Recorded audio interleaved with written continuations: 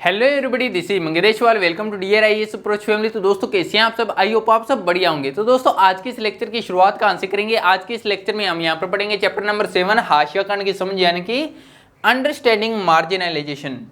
तो मार्जिनलाइजेशन यहाँ पर आपको पता है कि फर्स्ट पार्ट क्या होता है, अपना इंट्रोडक्शन होता है। तो इंट्रोडक्शन में हम ये जानते हैं कि इस चैप्टर में हम क्या क्या पढ़ने वाले हैं, ठीक है।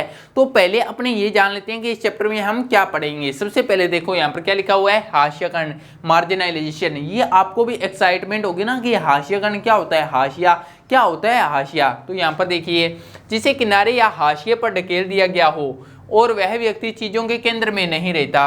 अब मान लो कि किनारे या हाशिए पर ढकेल दिया। अब फॉर एग्जाम्पल आपकी जो कॉपियां होती है, कॉपियों के बाईं तरफ जो खाली एक किनारे होते हैं जहाँ पर कुछ नहीं लिखा जाता, तो वो आपकी कॉपियों को क्या होते हैं, हाशिए। यानी कि ऐसी जगह पर जो अपनी काम ही ना आए, एक साइड के अंदर ढकेल देना।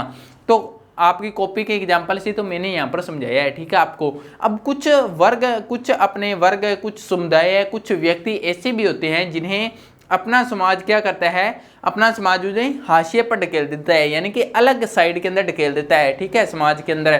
तो वो व्यक्ति कौन होते हैं? या तो वो अलग सोच रखते हैं दूसरों से, या दूसरों से जैसे बोलते नहीं है। जैसे मान लो कि आपकी क्लास है, आपकी क्लास के अंदर आप अकेले व्यक्ति हो एक ऐसे जो दूसरों से अलग विचारधारा रखते हो, आप दूसरों जैसे बोलते नहीं हो, आप दूसरों के जैसे पहनावा नहीं पहनते हो, आपकी सोच अलग है, आपका पहनावा अलग है, आपका बोलने का तरीका अलग है। तो वो सारी क्लास वाले आपको क्या करेंगे, आपको हाशिए पर ढकेल देंगे, यानी एक अलग किनारे के अंदर ढकेल देंगे। यानी कि आपकी कभी आपको सेंटर के अंदर आने ही नहीं देंगे, आपको वो चीज़ें नहीं मिल पाएगी जो आपको मिलनी चाहिए। आपको हमेशा बेइज्जती, असहाय ऐसा फील करोगे, यानी आपको हाशिए पर ढकेल दिया, आपको एक साइड के अंदर किनारे पर कर दिया, ठीक है। तो आप समझ गए, आई होप आप समझ गए होंगे हाशिया क्या होता है। यहाँ पर एग्जाम्पल भी दिया है, जैसे आपकी कॉपियों की बाईं तरफ खाली जगह है, तो खाली जगह वो हाशिया होता है, ठीक है। जो चीज़ अपने काम ना आई तो वो हाशिया, यानी कि एक साइड में ढकेल देना। फिर आगे, अगर आप अपनी कक्षा के ज़्यादातर बच्चों जैसे नहीं है, जैसे फिल्मों में आपकी रुचि औरों से अलग तरह की है, ठीक है। हाशिए पर कोई व्यक्ति क्यों जाता है? जब ये कंडीशन लागू होगी। जैसे देखो, फिल्मों में रुचि औरों से अलग तरह की है आपकी, मान लो आपके बोलने का ढंग औरों से अलग तरीके का है, औरों की तरह गपशप में आप ज़्यादा मज़े नहीं लेते हो, आपका पहनावा औरों से अलग तरह का है, तब आप क्या करोगे, आप महसूस करेंगे कि आप दूसरों से अलग हो, ठीक है। ऐसे ही होगा ना, जब आप कहीं दूसरों से अलग सोचते हो, अलग बोलते हो, अलग गाने पसंद है आपको, आपकी सोच अलग है, तो आप हमेशा दूसरों से अलग फील करेंगे। और जो जितने लोग होंगे वो भी आपको पसंद नहीं करेंगे, वो भी आपको एक साइड में कर देंगे, आपसे कोई मतलब ही नहीं रखेंगे, ठीक है। तो सीधा सा मतलब क्या है, आपको हाशिए पर ढकेल दिया। ओके, आई होप आप समझ गए होंगे। फिर समाज में हाशियाकरण की वजह, समाज में हाशियाकरण की वजह क्या होती है, किस कारण हाशिए पर व्यक्तियों को ढकेल दिया जाता है? तो हाशियाकरण की वजह देखो, अलग भाषा बोलते हैं। अब कुछ ऐसे समुदाय होंगे, लोग, कुछ ऐसे लोग होंगे जिन्हें हाशिए पर ढकेल दिया जाता है। तो जैसे फिर दूसरा, अलग रीति रिवाज अपनाते हैं। कोई ऐसे वर्ग होंगे जो अलग रीति रिवाज अपनाते हैं, तो उन्हें हाशिए पर ढकेल दिया जाता है। फिर बहुसंख्यक समुदाय के मुकाबले आपके समुदाय की संख्या कम है। अब मान लो कि जैसे भारत के अंदर मुस्लिम समुदाय की संख्या कम है और हिंदू समुदाय की संख्या ज़्यादा है, तो मुस्लिम समुदाय को हाशिए पर ढकेल दिया जाता है, ठीक है। तो यहाँ पर आपको मैं एक बार ये मोटा मोटा बता रहा हूँ, बाद में समझाऊंगा, ठीक है। ऐसे समूह समाज में हाशिए पर चले जाने से पर्याप्त संसाधनों का लाभ नहीं उठा पाते, जिससे वे आवाज़ उठाने में चूक जाते हैं। तो अब उन्हें हाशिए पर ढकेल दिया गया है, तो वो उन पर्याप्त संसाधनों का लाभ भी नहीं उठा पाएंगे और जो उन्हें मिलना चाहिए वो भी नहीं मिलेगा। इससे क्या होगा, वो आवाज़ भी नहीं उठा पाएंगे दूसरों के खिलाफ। तो देखिए दोस्तों, अब यहाँ पर मोटा मोटा ये मैंने बता दिया है, अब मैं आपको समझाता हूँ। आपको थोड़ी दिक्कत हुई होगी इसके अंदर भी, इसके अंदर क्या है क्या नहीं, बट मैं आपको आराम से समझाता हूँ। इसके अंदर देखो, हाशिए का मतलब होता है व्यक्ति को किनारे पर ढकेल देना। अब चाहे वो एक व्यक्ति हो, चाहे व्यक्तियों का समूह हो, चाहे कैसे भी हो, ठीक है। फॉर एग्जाम्पल, जैसे जनजातीय वर्ग मान सकते हो आप। जनजातीय लोग होते हैं, जो जनजातीय लोग होते हैं, आदिवासी लोग होते हैं, तो उनका भाषा अलग होती है। यहाँ पर कंडीशन देखो, भाषा अलग होती है, उनकी रीति रिवाज अलग होते हैं, और बहुसंख्यक समुदाय के मुकाबले वो उनकी संख्या भी कम होती है, तो उनको क्या करते हैं, हाशिए पर ढकेल देता है हमारा समाज। मुस्लिम समुदाय है तो मुस्लिम समुदाय को हाशिए पर ढकेल दिया जाता है। यानी कि ऐसा वर्ग जिनकी संख्या कम है, दूसरों से अलग रीति रिवाज अपनाते हैं, अलग भाषा बोलते हैं, तो उनको हमेशा हाशिए पर ढकेल दिया जाता है। तो इससे वो व्यक्ति क्या करता है, वो व्यक्ति यहाँ पर केंद्र में कभी नहीं आ पाता, और केंद्र में नहीं आ पाता तो वो ना ही पर्याप्त संसाधनों का लाभ उठा पाता है। अब पर्याप्त संसाधन कैसे, ना ही वो एजुकेशन ले सकता है सही तरह से, क्योंकि उसके साथ में भेदभाव किया जाएगा, बेइज्जती की जाएगी उसकी, ठीक है। फिर संसाधनों का लाभ नहीं उठा पाएगा तो इससे क्या होगा, वो यहाँ पर आवाज़ भी नहीं उठा पाएगा, वो हमेशा नीचे दबकर बैठ जाएगा। तो आई होप आपको ये समझ में आ गया होगा कि हाशियाकरण क्या होता है। एंड देन आगे देखो, यहाँ पर इस चैप्टर में हम क्या पढ़ेंगे, आदिवासी समुदाय और मुस्लिम समुदाय के बारे में अपने यहाँ पर पढ़ेंगे। आदिवासी समुदाय क्या होता है, आदिवासी भी तो क्या है, हाशियाकरण के शिकार है ना यहाँ पर, और मुस्लिम समुदाय भी हाशियाकरण के शिकार है। तो अपने इस चैप्टर में आदिवासी और मुस्लिम समुदाय के बारे में पढ़ेंगे। तो आप पहले इसका यहाँ पर स्क्रीनशॉट ले सकते हैं दोस्तों, एंड देन अपने यहाँ पर आगे चलते हैं। तो आई होप आपको ये समझ में आ गया होगा। अब चलते हैं आगे।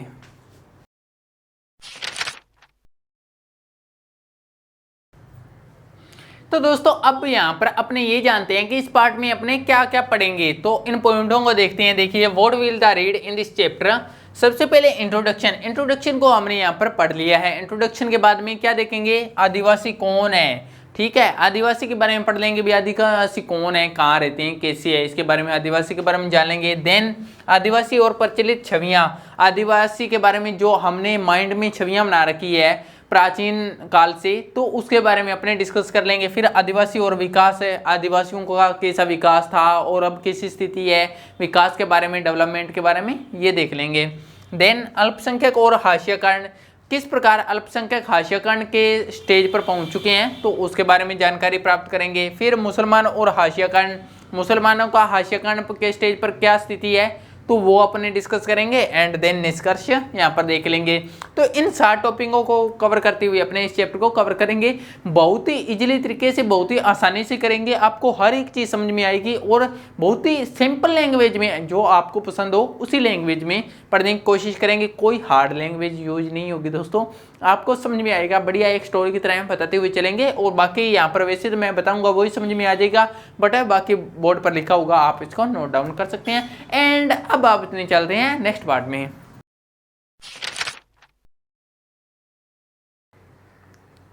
तो दोस्तों अपने अब इस पार्ट में क्या देखेंगे, इस पार्ट में यहाँ पर देखेंगे आदिवासी कौन है, who are the tribals, tribals कौन है। तो देखते हैं दोस्तों, आदिवासी आदिवासी के नाम में यहाँ पर नियत है, इसका अर्थ देखिए, आदिवासी का क्या अर्थ होता है, मूल निवासी कौन, जो ऐसे समुदाय जो जंगलों के साथ जीते आए हैं और आज भी उसी तरह से जी रहे हैं, ठीक है। आदिवासी क्या मतलब होता है, मूल निवासी, जो जंगलों के साथ में जीते आए हैं और आज भी उसी तरह जी रहे हैं, उसे कहते हैं आदिवासी। आई होप आप ये समझ गए होंगे कि आदिवासी जो जंगलों में लोग रहते हैं उसे कहते हैं आदिवासी। उन्होंने क्या किया, जैसे वो पहले जी रहे थे वैसे अब जी रहे हैं, उन्होंने कोई पहनावा चेंज नहीं किया है, कोई कल्चर चेंज नहीं किया है, जैसा पहले था अब भी वैसा ही है, ठीक है।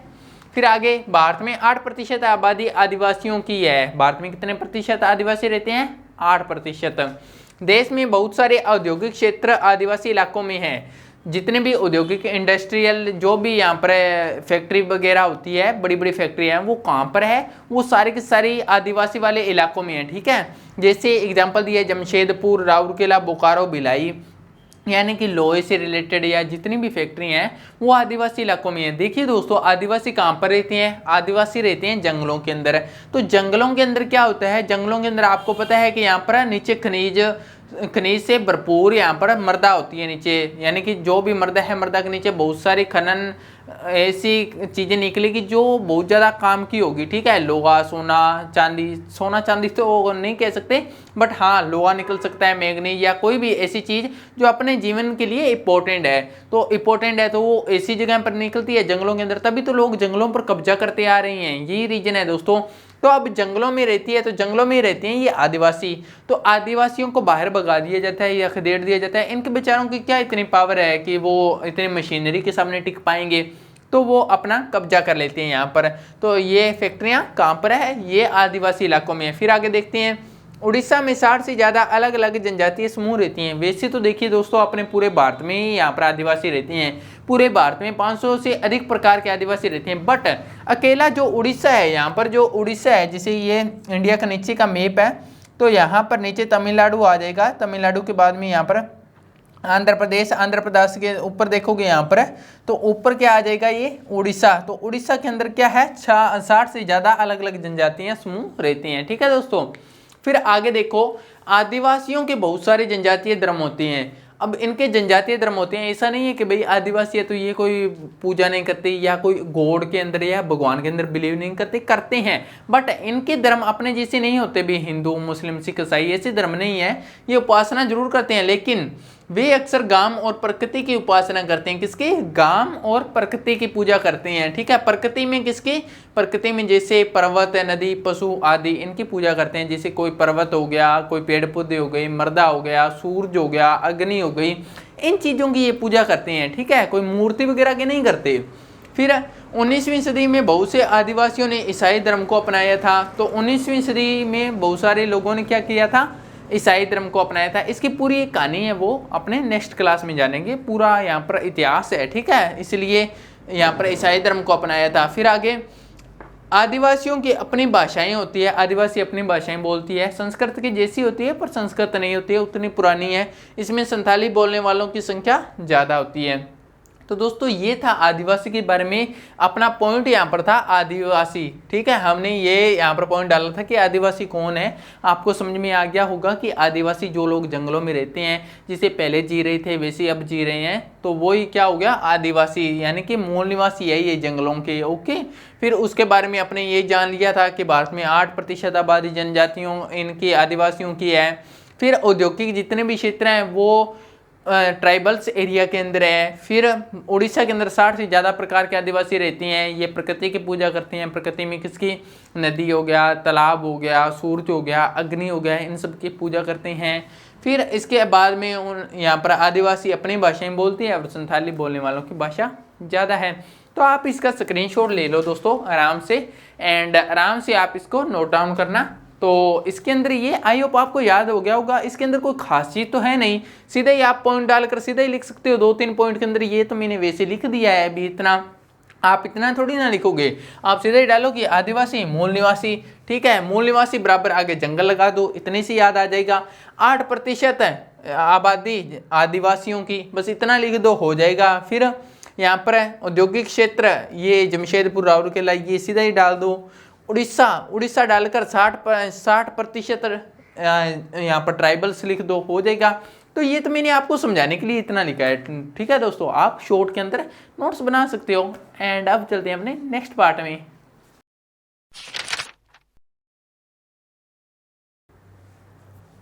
तो दोस्तों आगे देखते हैं नेक्स्ट पार्ट में। इस पार्ट में अपने यहाँ पर क्या देखेंगे, आदिवासी और प्रचलित छवियां। आदिवासी और प्रचलित छवियां यानी कि आदिवासियों के बारे में अपने मन के अंदर क्या ऐसी छवियां बना रखी है पुराने टाइम से, ये देखते हैं। देखिए दोस्तों, हमारे देश में आदिवासियों को एक खास तरह से पेश किया जाता है। जब भी हम कोई टीवी देखते हैं या कोई भी बुक्स के अंदर पिक्चर दी जाती है, तो वो एक खास तरह की दी जाती है। जैसे नाचते गाजते हुए दिखाई देते हैं और एक अलग किस्म का पहनावा दिखाई देता है, तो वो यहाँ पर देखते हैं। स्कूल के उत्सवों, सरकारी कार्यक्रमों, किताबों व फिल्मों में उन्हें एक तरह से पेश किया जाता है, जैसे रंग बिरंगे कपड़े पहने हुए। ठीक है, फिर सिर पर मुकुट लगाए हुए हमेशा नाचते गाचते दिखाई देते हैं। तो हमेशा ट्राइबल्स यानी कि यहाँ पर आदिवासियों को एक ऐसा ही तरीके से यहाँ पर पेश किया जाता है, एक नज़रिया रखा जाता है हमारे। जब भी अगर मैं आपसे कहूँ कि आप आदिवासी के बारे में सोचो, अगर मैं आदिवासी वर्ड लूंगा तो आपके मन के अंदर पिक्चर कैसी आएगी? उनके हमेशा रंग बिरंगे कपड़े पहने हुए, वो मुकुट यहाँ पर लगा हुआ, ठीक है, सिर पर मुकुट लगा हुआ, हमेशा नाचते गाते याहू याहू वो वाला ऐसा सीन दिखाई देगा। ठीक है, इसके अंदर ऐसा ही होगा ना यहाँ पर। तो इससे मान लिया जाता है कि उनका जीवन बहुत ही आकर्षक, पुराने किस्म का और पिछड़ा हुआ है। हम ये मान लेते हैं, जब ये सब कुछ देखते हैं तो अपने ये मन के अंदर मान लेते हैं कि उनका जीवन तो बहुत ही पुराने किस्म का है इसे। फिर यहाँ पर क्या होता है, बनी बनाई छवियाँ देखते चले जाने से इन समुदायों के साथ अक्सर भेदभाव होता है। अब जैसे छवियाँ हैं, छवियाँ तो हमने बनाई है, उन्होंने तो नहीं बनाई। वो हमारे बारे में क्या सोचते हैं क्या नहीं, इससे हमको पता ही नहीं है। हम तो बस वो जैसे पुरानी छवियाँ देखते थे वो वैसे ही यहाँ पर पिक्चरों के अंदर डाल देते हैं, वैसे ही यहाँ पर किताबों में डाल देते हैं। तो इससे क्या होता है, उनके साथ में हमेशा भेदभाव होता रहता है, बस उन छवियों की वजह से। ठीक है, हमारे माइंड के अंदर जो छवि है, क्या हम खुद वहां पर जाकर देख कर आए हैं कि वो क्या सोचते हैं, कैसा है उनका पहनावा, क्या नहीं है। जब हम जाएंगे वहां पर, देखेंगे, करेंगे, तब हमें पता चलेगा ना कि वो क्या सोचते हैं। उनका मीनिंग दोस्तों, आपको आप जैसे इंटरनेट पर डालना, यूट्यूब पर सर्च करना ट्राइबल्स, यहाँ पर बहुत सारे जो हमारे लोग होते हैं, यहाँ पर यूट्यूबर होते हैं, वो जाकर उनकी वीडियो शूट करते हैं उनके साथ में, आदिवासियों के साथ में। तो मैंने वहाँ उनके देखा है कि उनके भले ही यहाँ पर भाषा अलग हो, कल्चर अलग हो, सब कुछ अलग होता है, पहनावा भी अलग होता है, बट उनकी जो सोच है वो हमारी जैसी है, हमसे कहीं अच्छी है। तो दोस्तों मेरे को नहीं लगता कि यहाँ पर कोई पहनावा पहनने से, कोई लैंग्वेज से या कोई भेदभाव का शिकार होना चाहिए, बल्कि उनकी सोच बहुत ही अच्छी है। तो आप भी कभी सर्च करना यहाँ पर यूट्यूब पर कि ट्राइबल्स यूट्यूबर, बहुत सारे यूट्यूबर होते हैं जो उनकी वीडियो बनाते हैं। तो दोस्तों इस पार्ट में आपने पहले आप इसका स्क्रीनशॉट लीजिए, देन मैं आपको हल्का फुल्का समझाता हूँ कि इस पार्ट के अंदर क्या है। ये कुछ नहीं है, इसके अंदर आदिवासी और प्रचलित छवियाँ, आदिवासी और प्रचलित छवियाँ, इसके अंदर आदिवासियों के बारे में आपने क्या सोच रखे हैं। तो वही है, हम फिल्मों में, किताबों में जहाँ पर भी देखते हैं तो हमें एक पिक्चर दिखाई देती है जिसमें रंग बिरंगे कपड़े पहने हुए हैं या फिर सिर पर मुकुट लगाए हुए हैं, हमेशा नाचते गाते दिखाई देते हैं। और इन छवियों के कारण क्या होता है, उनके साथ में हमेशा भेदभाव होता है। बस यही है इसके अंदर, और कुछ नहीं है। ठीक है, ये आपको वैसे ही याद हो गया। तो आई होप आपको ये समझ में आ गया होगा। और अब चलते हैं आगे नेक्स्ट।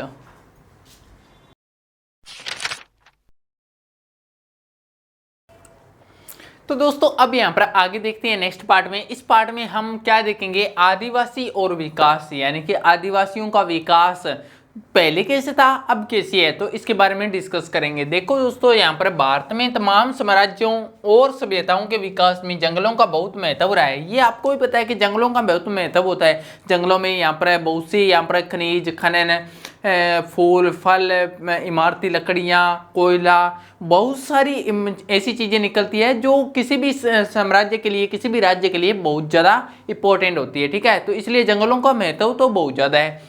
तो देखिए यहाँ पर जंगलों से क्या मिलता है, लोहा, सोना, चांदी, तांबा, कोयला, हीरा, जड़ी बूटियाँ, इमारती लकड़ी और जानवर, ये सब जंगलों से मिलते हैं। इसलिए जंगलों का महत्व बहुत ज़्यादा बढ़ जाता है। तो फिर आगे 19वीं सदी तक तो जंगलों पर आदिवासियों का पूरा नियंत्रण था, इसलिए आदिवासी समूह बड़ी बड़ी रियासतों और रजवाड़ों के अधीन नहीं रहे।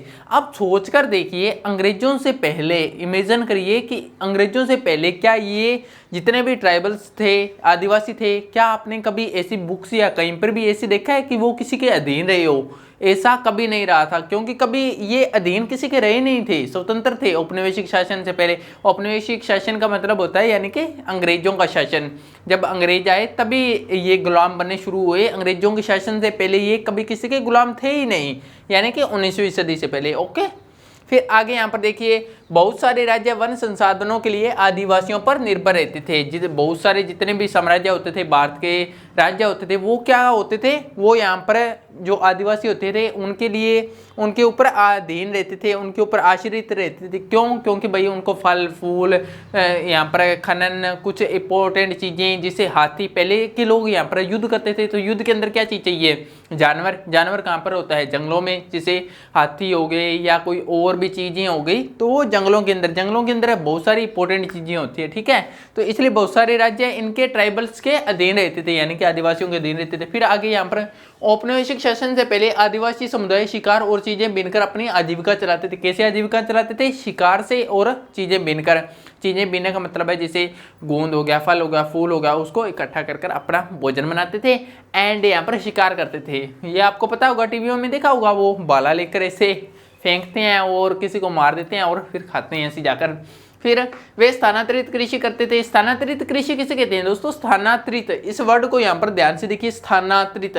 स्थानांतरित यानी कि स्थानांतरण, एक स्थान को छोड़कर दूसरे स्थान पर, यानी कि जब जैसे मान लो कि यहाँ पर बहुत सारे पेड़ पौधे हैं, अब यहाँ पर जंगलों को जला दिया, इतने एरिया को जला दिया, वहाँ पर खेती कर ली। खेती करने के बाद में जब तक उपजाऊ भूमि है तब तक वहाँ पर खेती करेंगे, एंड देन जब वो फर्टाइल भूमि नहीं रहेगी, उपजाऊ भूमि नहीं रहेगी, अनउपजाऊ हो जाएगी, तब उस भूमि को छोड़कर कहीं और स्थान पर चले जाएंगे और वहाँ पर जंगलों को जलाकर फिर वही प्रोसेस वहाँ पर खेती करेंगे, फिर आगे चले जाएंगे। तो इसे कहते हैं स्थानांतरित कृषि, यानी कि एक जगह रुक कर कृषि ना करना, बदल बदल कर स्थान को कृषि करना, तो स्थानांतरित कृषि करते थे।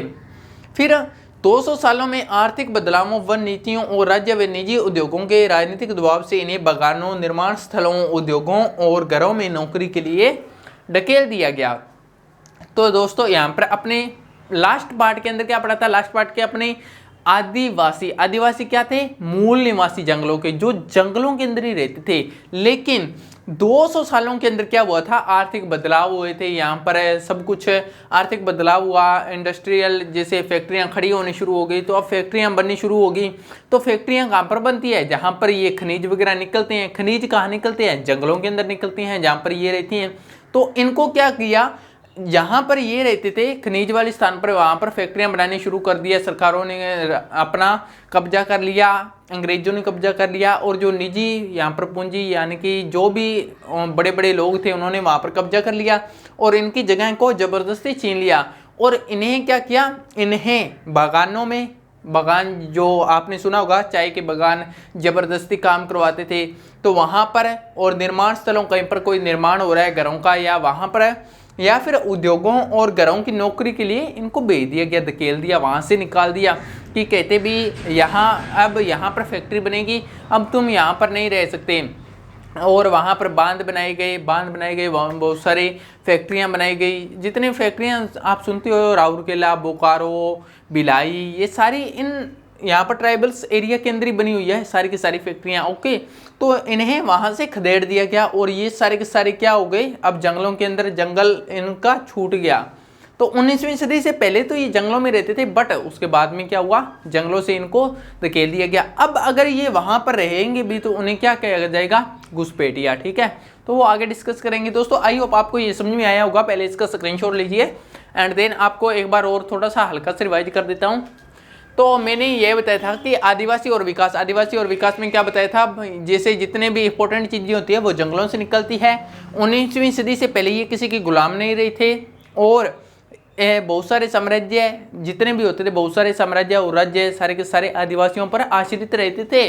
और बाद में क्या हुआ था, ये अपनी आजीविका को चलाने के लिए क्या करते थे, आजीविका को चलाने के लिए शिकार करते थे, स्थानांतरित कृषि करते थे। और 200 सालों के अंदर जैसे नीतियां बदली, सभी नीतियों बदलने के कारण क्या हुआ, इन्हें जंगलों से खदेड़ दिया गया और इन्हें घरों में, बागानों में काम करने के लिए भेज दिया गया। यही सारी चीज़ है इसके अंदर, और कुछ खास नहीं है।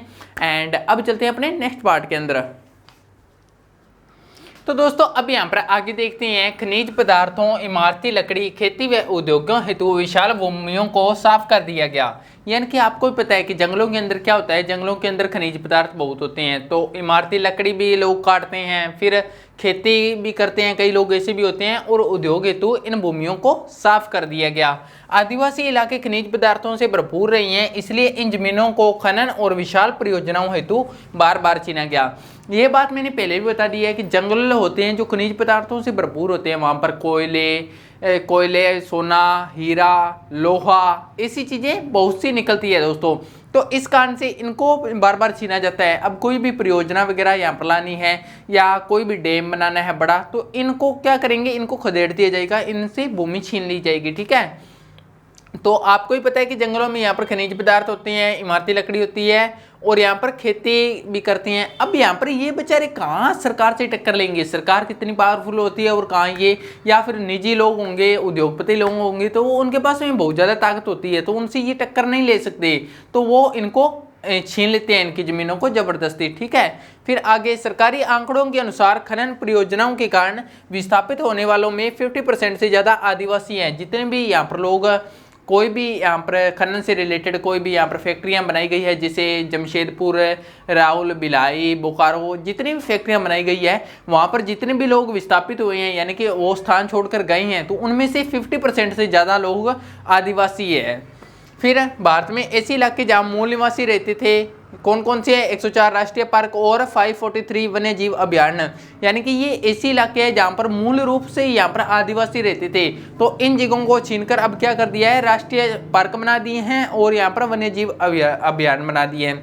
फिर आगे, अब अगर वे यहाँ रहने की कोशिश करते हैं तो उन्हें घुसपैठिया कहा जाता है। अब फॉर एग्जांपल कि यहाँ पर 104 राष्ट्रीय पार्क और यहाँ पर 543 वन्य जीव अभयारण्य में अगर ये आदिवासी आकर रहने की कोशिश करेंगे तो उन्हें घुसपैठिया कहा जाएगा। घुसपैठिया यानी कि वो किसी उनकी जगह नहीं है और वहाँ पर ज़बरदस्ती रहने की कोशिश कर रही हैं। ठीक है, तो इसके अंदर ये कुछ नहीं है, आपको आंकड़े है, डाटा है, ये आप वैसे पढ़ोगे तो याद हो जाएगा, ठीक है। जमीन और जंगलों से बिछड़ने पर आदिवासी समुदाय आजीविका और भोजन के मुख्य स्रोतों से वंचित हो जाते हैं। अब भाई उनका घर बार छीन गया, सब कुछ छीन गया, तो वो उनकी आजीविका ही, यहाँ पर पेड़ पौधे थे, पेड़ पौधों के ऊपर जो भी यहाँ पर फल फूल लगते थे वही उनकी आजीविका थी। तो आजीविका तो छीनेगी ना, उनकी आजीविका छीन गई, यहाँ पर भोजन के मुख्य स्रोत भी छीन गई। फिर आगे अपने मूल स्थानों के छिन जाने से भी अपनी परंपराओं और रीति रिवाज भी गवा देते हैं। अब अपना घर छीन जाए तो अपना घर छीने जाएगा तो अपने रीति रिवाज वगैरह कल्चर, अपना गांव यहाँ पर रहते हैं, अपना गांव अपने से छीन जाए तो हमारे रीति रिवाज कल्चर सब कुछ भूल जाएंगे, जहाँ पर रहेंगे वो वैसे फॉलो करने पड़ेंगे। तो वैसे ही यहाँ पर होता है बिल्कुल सेम। फिर बहुत से आदिवासी काम की तलाश में शहर आते हैं। अब बेचारों को वहाँ से निकाल दिया तो अब काम पर तो आकर रहना पड़ेगा ना कोई काम तो करना पड़ेगा, तो वो यहाँ पर शहर में आते हैं। शहर में आकर वे छोटे मोटे उद्योगों, इमारतों या निर्माण स्थलों पर मामूली वेतन वाली नौकरी करते हैं। तो अब जैसे शहर में रहता है कोई, अब आप जैसे फॉर इमेजिन करिए आप गांव में रहते हो और गांव से आपको निकाल दिया, तो अब आपको मजबूरन आपको शहर के अंदर आकर काम करना पड़ेगा। काम के अंदर आप क्या करोगे, जैसा भी आपको काम मिलेगा वो वैसे ही आपको करना पड़ेगा, छोटा मोटा, चाहे तो उद्योगों के अंदर, चाहे इमारतों के अंदर, या कोई भी छोटा मोटा काम वो करना पड़ेगा, चाहे नौकरी का। तो अब देखिए यहाँ पर ग्रामीण इलाकों में यहाँ पर 45% और शहरी इलाकों में 35% आदिवासी समूह गरीबी रेखा के नीचे जीवन यापन कर रहे हैं। गरीबी रेखा का मतलब क्या होता है, गरीबी रेखा यानी कि वो अपना भोजन तक भी करने में सक्षम नहीं है, भोजन भी नहीं कर सकते, ठीक है। तो ग्रामीण इलाकों में ये 45% है और शहरी इलाकों में 35% है। तो आई होप आपको ये समझ में आ गया होगा। सबसे पहले आप इसका स्क्रीनशॉट लीजिए, देन आपको एक बार और रिवाइज कर देता हूँ दोस्तों। तो दोस्तों इसके अंदर क्या था, इसके अंदर 1 मिनट के अंदर आपको सारा समझा देता हूँ। देखिए जंगल है, जंगल के अंदर क्या होता है मैं आपसे पूछता हूँ, अब मैंने तो बता दिया, आपसे पूछता हूँ। जंगल है, जंगल के अंदर क्या होता है, कहोगे कि सर जंगल में खनिज हो गए, खनिज के अलावा और जैसे जानवर है, खनिज जानवर है, और फर्टाइल भूमि, यानी कि फर्टाइल भूमि का मतलब हो गया जो यहाँ पर फसल वगैरह बोने के लिए, तो ऐसी चीज़ें निकलती है, यानी कि यहाँ पर ये भूमि बहुत ज़्यादा इंपॉर्टेंट है। तो अब इस भूमि इंपॉर्टेंट है, तो इस भूमि को इंपॉर्टेंट है तो अब क्या करेंगे, लोग छीनेंगे यहाँ पर आकर, ठीक है। लोग छीनेंगे, लोग क्यों छीनेंगे, क्योंकि यहाँ ये इंपॉर्टेंट है। इसे मान लो कि ये सोना है तो सोने को लोग छीनेंगे यहाँ पर। अब यहाँ पर छीनेंगे, यहाँ पर बांध परियोजनाएं ये सब बनाई जाएगी और इन्हें खदेड़ दिया जाएगा। खदेड़ कर ये कहाँ आ जाएंगे, इनको खदेड़ दिया, अब खदेड़ने से क्या होगा, इनकी आजीविका है, आजीविका छीन जाएगी। आजीविका छीनने के बाद में क्या होगा, ये अपने कल्चर है, रीति रिवाज है, सब उनको भूल जाएंगे। अब मजबूरन उनको शहर के अंदर आना पड़ेगा। शहर में आ गए तो शहर में आकर ऐसा तो है नहीं कि बैठ जाएंगे, शहर में आकर कोई काम करना पड़ेगा। अब काम करेंगे भाई ये शहर में आकर छोटा मोटा, तो वो तो करना ही पड़ेगा। बाकी मैंने आंकड़ा बता ही दिया है कि गांव में 45% और शहर में 35% ये जो ट्राइबल्स है ये गरीबी रेखा के नीचे जीवन यापन कर रहे हैं। एक स्टोरी की तरह याद कीजिए यार दोस्तों, इसके अंदर कोई भी याद करने में इतनी डिफिकल्टी वाली कोई चीज़ नहीं है, एक स्टोरी के रूप में याद करो, ठीक है। आई होप आपको ये समझ में आया होगा। अब चलते हैं नेक्स्ट पार्ट में।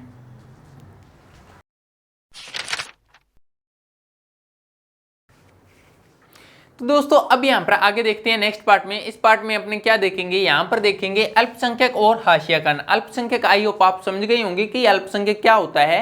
अल्पसंख्यक यानी कि जिस समुदाय की संख्या दूसरे समुदाय के मुकाबले कम होती है वो क्या होता है, अल्पसंख्यक होता है। हाशियाकरण का आपको पता ही है कि जिस समुदाय को यहाँ पर किनारे पर धकेल दिया जाता है उसे हाशियाकरण कहते हैं। तो यहाँ पर देखो अल्पसंख्यक समुदायों को सुरक्षा क्यों मुहैया कराई जाती है, तो यार आप मुझे बताइए कि अल्पसंख्यक जो समुदाय होते हैं उनको सुरक्षा क्यों दी जाती है, या आप ऐसे कह लो कि गरीबों को सुरक्षा क्यों दी जाती है।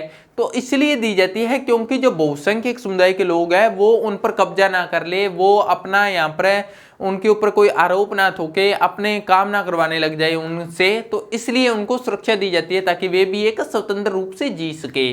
फिर यहाँ पर देखो अल्पसंख्यक, अल्पसंख्यक किसे कहते हैं, तो अल्पसंख्यक ऐसे समुदाय जो संख्या की दृष्टि से बाकी आबादी के मुकाबले बहुत कम है और उनकी पहुंच सत्ता और संसाधनों तक नहीं है। तो यही आप देखते हो।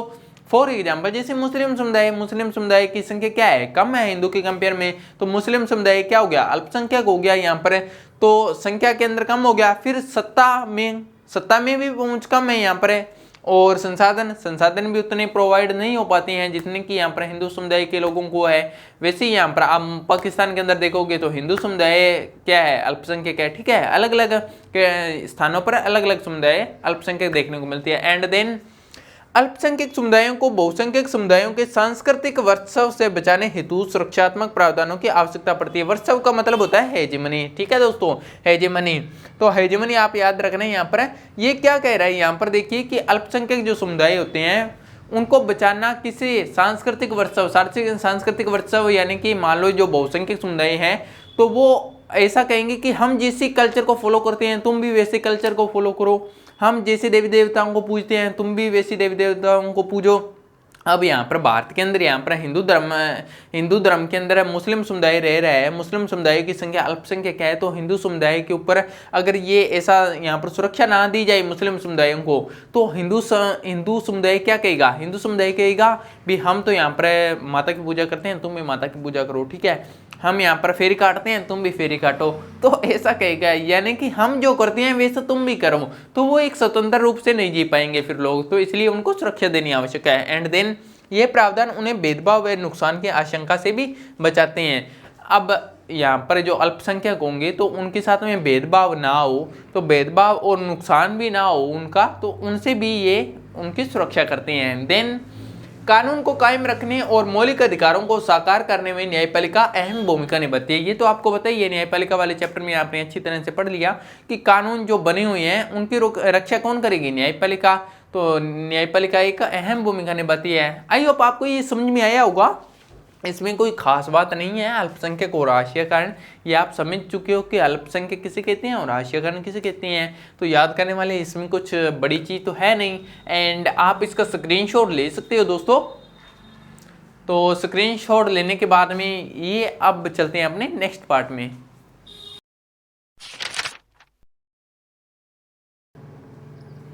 तो दोस्तों आगे यहाँ पर देखते हैं नेक्स्ट पॉइंट में। इसमें यहाँ पर देखिए मुसलमान और हाशियाकरण, मुसलमान का हाशियाकरण कैसे, यहाँ पर इसको देखते हैं। 2011 की जनगणना के अनुसार भारत में मुसलमानों की संख्या कितनी है, 14.2%, यानी कि 14.2% मुसलमानों की संख्या है टोटल भारत के अंदर। फिर आगे ये एक हाशियाई समूह है क्योंकि इसे सामाजिक आर्थिक विकास के उतने लाभ नहीं मिले हैं, तो हाशियाई समूह अपने ही है क्योंकि संख्या कम है, यहाँ पर संख्या कम है, तो यहाँ पर जो बहुसंख्यक समुदाय के लोग हैं वो इनको यहाँ पर अवसर ही नहीं देते हैं, ठीक है। नेक्स्ट, सरकार ने 2005 में एक उच्च स्तरीय समिति का गठन किया। 2005 के अंदर एक समिति का गठन किया गया था।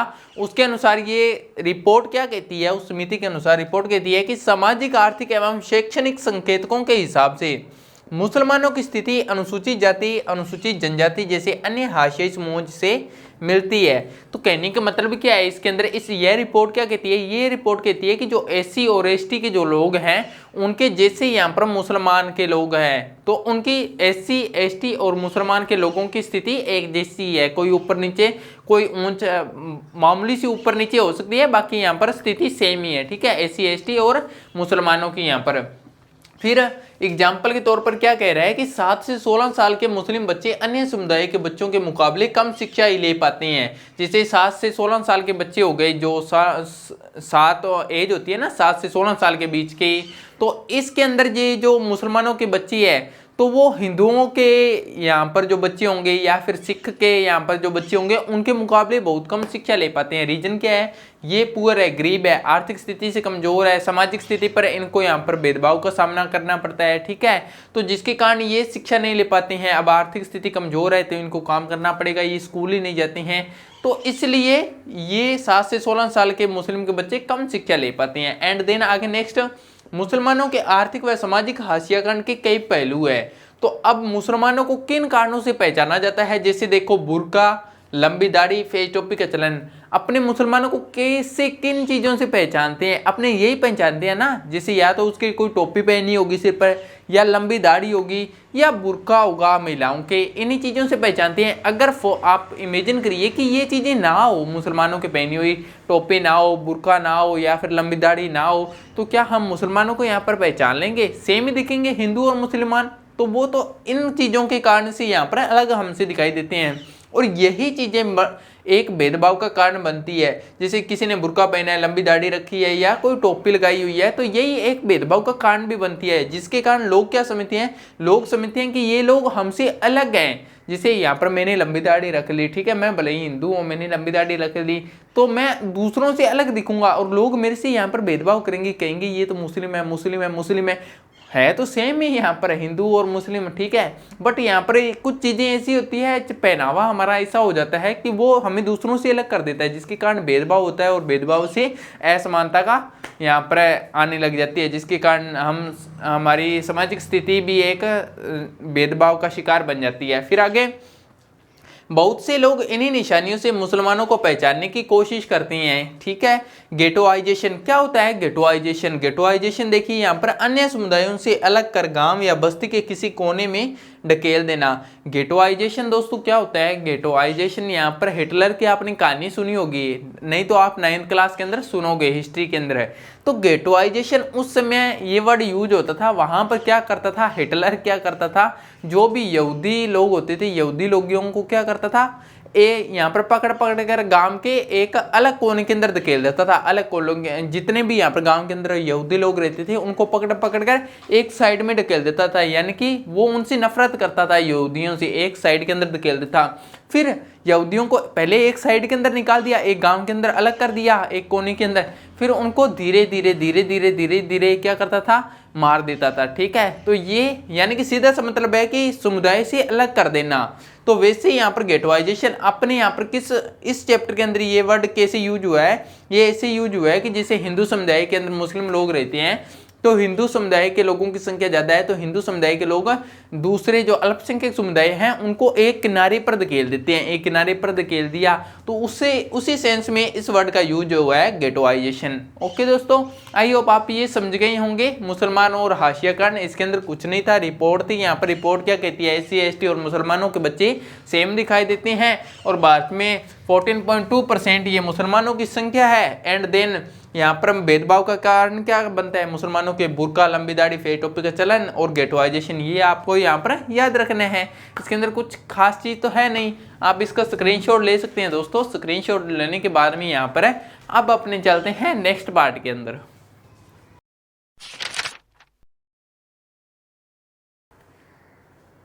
तो दोस्तों आगे यहाँ पर नेक्स्ट पॉइंट में देखते हैं निष्कर्ष। इस चैप्टर का निष्कर्ष क्या है वो अपने इसमें देखते हैं। देखिए यहाँ पर है, इस अध्याय में हमने क्या जाना है, हाशियाई समुदाय होने का मतलब क्या है, यानी कि हाशियाई समुदाय क्या होता है इसका मतलब जाना है इस चैप्टर के अंदर हमने। एंड देन समुदाय के हाशिए पर रह जाने के अलग अलग कारण जाने कि किस किन कारणों के कारण यहाँ पर हाशियाई समुदाय अलग हो जाते हैं, तो वो अपने यहाँ पर इस चैप्टर के अंदर जाना। फिर जाना हाशियाईकरण का संबंध पूर्वाग्रह और शक्तिहीनता से जुड़ा हुआ है। तो ये हमने देखा था कि हाशियाकरण होने से क्या होता है, शक्तिहीन भी हो जाता है कोई भी समुदाय है वो। और हाशियाकरण का पहला रीजन क्या है कि अपने पूर्वाग्रह बना लेते हैं किसी भी समुदाय के प्रति। जैसे हमने यहाँ पर आदिवासियों के प्रति पूर्वाग्रह क्या बनाया था, आदिवासियों के प्रति पूर्वाग्रह बनाया था कि वो नाचते गाचते रहते हैं, रंग बिरंगे कपड़े पहनते हैं और वो पुरानी सोच के हैं। तो ये हमारे मन के अंदर पूर्वाग्रह था। मुसलमानों को लेकर पूर्वाग्रह क्या था, मुसलमानों को लेकर कि फेर टोपी पहनते हैं, लंबी दाढ़ी होती है, बुर्का पहनती है। तो ये एक पूर्वाग्रह है कि हम पहले सोच लेते हैं, एक्चुअली के अंदर वो ऐसा होता नहीं है, ठीक है। तो यही हाशियाकरण का यहाँ पर एक कारण था। तो फिर हाशियाकरण से न केवल सामाजिक हैसियत कम होती है बल्कि शिक्षा व अन्य संसाधनों तक पहुंच भी बराबर नहीं मिलती। हाशियाकरण होने से आपको यहाँ पर पता चल ही गया है कि न केवल एक सामाजिक हैसियत भी कम होती है बल्कि वो शिक्षा से दूर हो जाता है, अन्य संसाधन उसको नहीं मिल पाते हैं और वो समाज से पिछड़ता जाता है। एंड देन आगे नेक्स्ट सच्चर समिति रिपोर्ट अनुसार, सच्चर समिति एक रिपोर्ट है तो इसके अनुसार ये क्या कहती है, तो ये जो सच्चर समिति है ये कहती है कि अधिकांश लोगों की गलतफहमी है कि मुसलमान अपने बच्चों को मदरसों में भेजते हैं। अपने ज़्यादातर ये सोचते हैं कि मुसलमान अपने बच्चों को मदरसों में भेजना चाहते हैं, बट एक्चुअली ये रिपोर्ट क्या कहती है, ये कहती है कि मदरसों में तो केवल 4% बच्चे ही जाते हैं, बाकी के जो 66% बच्चे हैं वो सरकारी स्कूल में और जो 30% बच्चे हैं वो निजी विद्यालयों में जाते हैं। तो ऐसे एक पूर्वाग्रह है, ऐसे एक बना लेना मन के अंदर वो अलग बात है, लेकिन एक्चुअली के अंदर है ये कोई नहीं जानता। हम वास्तविकता नहीं जानने चाहते हैं, हम तो पहले से इसे इमेजिन कर लेते हैं, इसे सोच लेते हैं। हमारे जो प्रिजुडाइज है ना, ये बहुत ही खतरनाक बीमारी है, सबसे खतरनाक बीमारी यही है। यही हमारे डिस्क्रिमिनेशन का और यही इनइक्वालिटी का एक कारण बनती है।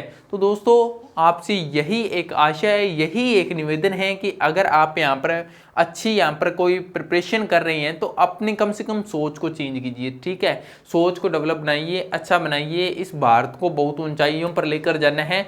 तो जब तक अपनी सोच चेंज नहीं होगी, प्रेजुडाइज यहाँ पर अपने मन के अंदर घूमते ही रहेंगे, यहाँ पर फिर अनइक्वलिटी आएगी एंड डिस्क्रिमिनेशन होगा, तो इससे कभी यहाँ पर डेवलप नहीं हो पाएगी हमारी कंट्री। तो अपनी सोच को अच्छा बनाइए, भले ही यहाँ पर कुछ लगे चाहे ना लगे, पर कम से कम एक अच्छा व्यक्ति तो जरूर बन जाएंगे ना, तो वही बनने की कोशिश कीजिए। तो उसी के साथ में दोस्तों आपका चैप्टर कंप्लीट होता है। आप इसका स्क्रीनशॉट ले लीजिए पहले।